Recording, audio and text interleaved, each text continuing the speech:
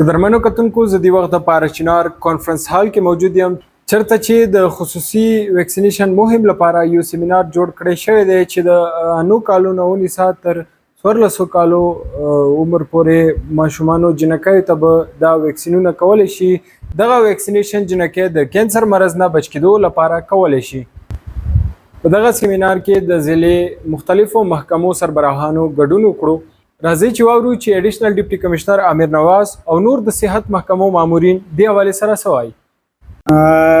ضلع انتظامیه او محکمه صحت په اشتراک سره ګورنمنت اف پاکستان 2 نومبر نه 14 نومبر پورې سروایکل کینسر ویکسینیشن یو مهم چلوي چې هغه به ان شاء الله پوره په صوبه کې چلیږي.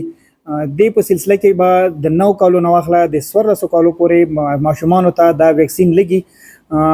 ما د ټول میډیا نمائندگان علماء کرام پرایویټ سکول سرکاري سکولونه او چې څومره سټیک هولډرز دي پیرنټس دي هغې نه دا ریکویسټ دی چې دوی د خپلو 9 سال نه واخله تر 14 سال بچو ته د خپل ویکسینیشن وکړي. د دې ویکسینیشن بنیادي مقصد د دې ماشومانو مستقبل د دې موذي کینسر مرض نه بچ کول دي.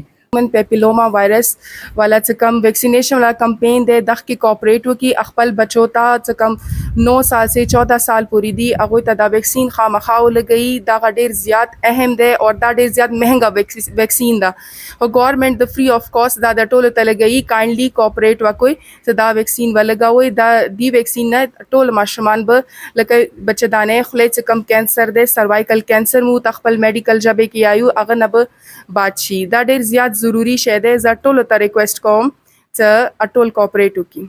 نن یو اهم موضوع باندې خبره کوو سروایکل کینسر خلاف گورنمنٹ کم یو ویکسینیشن کمپین شروع کړی دی.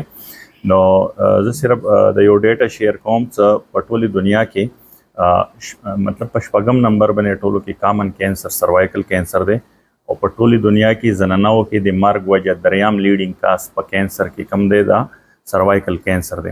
نو دا څه کم کمپین شروع شوی دی گورنمنٹ اف پاکستان ان شاء الله دا په نومبر کې سٹارټ کیږي 2 نومبر نه 14 نومبر پورې. نو ټول علماء کرام استادان څه کم سټیک هولډر دي مشران دي دوی ته دا اپیل دی چې تاسو په دې کمپین کې پراپر شرکت وکړئ او خپل بچي خپل ماشومان د خراب مرض نه بچ کړئ. د صحت محکمې مامورینو د سکولونو سربراهانو او د والدینو نه دغه غوښتنه کړې ده چې هغوی د دې ویکسینیشن مهم کامیابولو لپاره خپل خاص کردار ادا کړي. د شال نیوز لپاره مصطفی خان پارا شنار ضلع کوروم.